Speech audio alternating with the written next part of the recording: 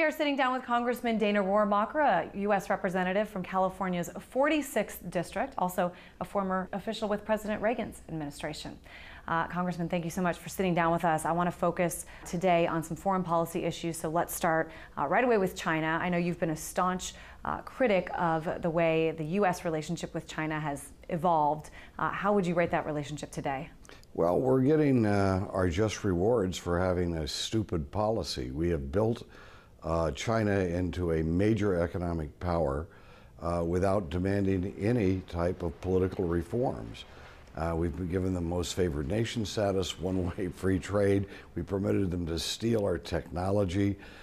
They get away with murder, quite literally economically, or figuratively economically, but quite literally, in reality, when they're murdering dissidents and taking the people, religious dissenters like the Falun Gong, and throwing them into prison. So what we've got is we've created a monster. What was a very weak country before, we have permitted them to build into a massive economic power with, of course, a lot of our own industrial leaders making a profit by doing that. Well, I was just about to say, along those lines, China was only one of a handful of countries actually exempt from U.S. sanctions. These are countries who were importing crude oil from Iran. China doing that, but was exempt. Why is that? Why, these policies? How do they benefit the U.S.? Well, I think it's there's a horrible double standard that we have. We have heaped on Russia all kinds of requirements and restrictions and mandates if they're going to get anything, even if it's the repeal of Jackson-Vanik, which should have been done 20 years ago, much less most favored nation status, while China has had no liberalization at all. And Russia has had enormous liberalization. Their churches are full now, and you do have opposition groups and opposition papers in Russia. You got nothing like that in China whatsoever. But let's be honest, China has, in many cases, taken up the debt of the U.S., has come to lend its helping hand. Yeah, when the U.S. needed help. But also to be fair, we bent over backwards for these people before they had our debt. We are the ones who created them into an economic power in which they could then loan money back to the United States. So there's a certain number of big businessmen in this country who have profited greatly by the China trade. The average working people have lost out greatly because the jobs that they should have in manufacturing have gone over to China, and the technology that they paid for in their taxes, the R&D, has gone to China for free. Who specifically has benefited in this country? Well, you've got some very big businesses who've established manufacturing units in China, and they do so thinking that they're going to go from a 10% profit to a 20% profit. Well, in the long run, the people who own the stock lose out because the Chinese confiscate some of the properties over there, and our own working people lose out because they lose manufacturing jobs. And then there's maybe the CEO puts a couple $1 million in his pocket as a bonus, and then after a year or two fades away, even though the long-term result has been catastrophic for his company. What is your concern if these policies continue? Are you worried that it could have a negative impact on the U.S.? I think it's to be a negative impact on the whole world to have the world's worst human rights abuser, which China is, to have enormous economic power and thus transferring that to military power. And I think you will find that China is already becoming much more aggressive than it was 20 years ago. And I think you'll find that places, whether it's Russia, will find, for example, that China will start making claims again to territories that were taken at the time of the czars from China. China now claims all of the South China Sea.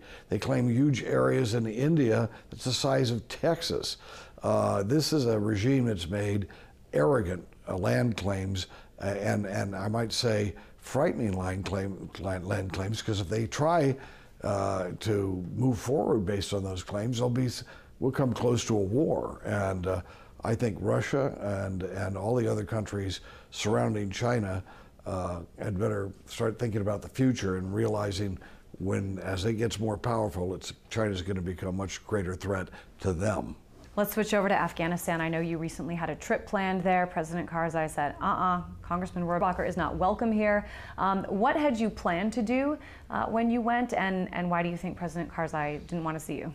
Well, President Karzai is a stooge of the Pakistanis, all right? He is their boy in Afghanistan. And by the way, our State Department just kisses up to the Pakistanis and has been doing so for the last 30 years, which is one of the major reasons we've had problems down there. But isn't it one of the major reasons that the U.S. needs to do that is to keep the borders open, to be able to get the flow of goods to Afghanistan where the troops have been? Why who wants to be in Afghanistan? I mean, why should anybody? The Russians should understand how that is a rotten place for people to station their foreign troops.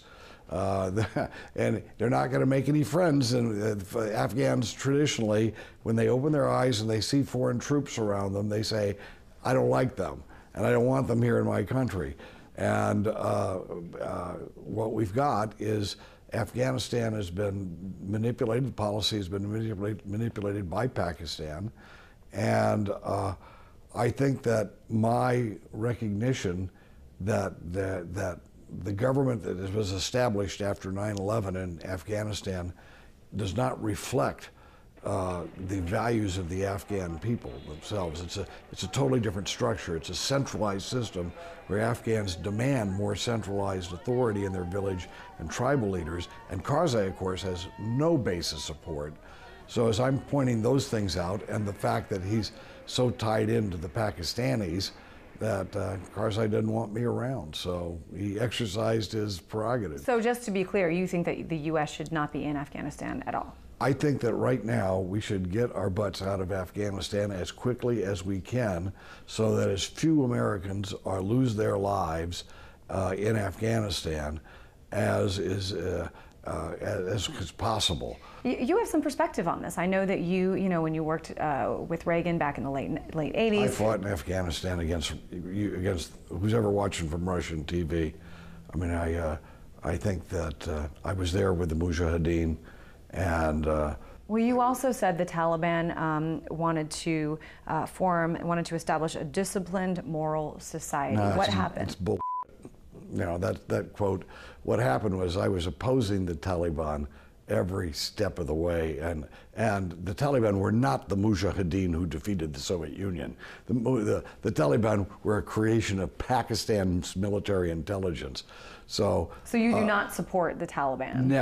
Never, but there's two or three quotes that have come out because I was opposing them, and then it was a fait accompli. They took over Kabul, and I tried to put the most hopeful analysis they could be on for about 2 or 3 weeks.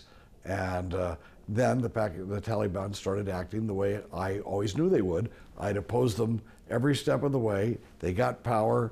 I tried to put the best face on it for a couple of weeks, but after that, I went to work in the 1990s creating the coalition against the Taliban based on the King of Afghanistan and what later became the Northern Alliance.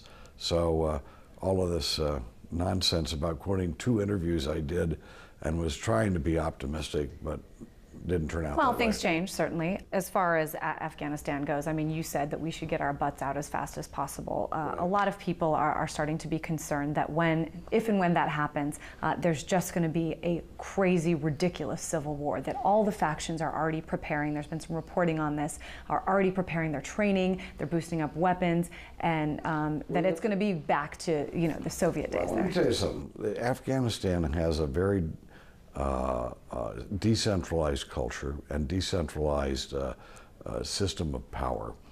And they have ethnics, groups that have lived next to one another for centuries. And the ethnic groups have known that they have to have arms because they call them warlords, but in fact what they are armed ethnic leaders who protect their people from attacks from other ethnic groups. That's the way it's been for century after century after century. So there's nothing wrong with these people having arms. They always will. That's their culture. But what's happened is that you have Pakistan working through an alliance with one ethnic group, the Pashtuns, trying to dominate all of Afghanistan. That's what the Taliban were all about. When the Taliban took over Kabul, 30,000 of these, quote, Taliban were actually Pakistani troops dressed up as Taliban. And yeah, when the United States leaves, the most important thing is that those people who have opposed the Taliban are not left vulnerable. And we can do that. We can do that very easily. We can make sure that we do not leave, for example, we can work with those in the Northern Alliance that defeated the Taliban originally and make sure they can defend themselves. All right. Congressman Dana Rohrbacher from California's 46th District. Thanks so much. Right.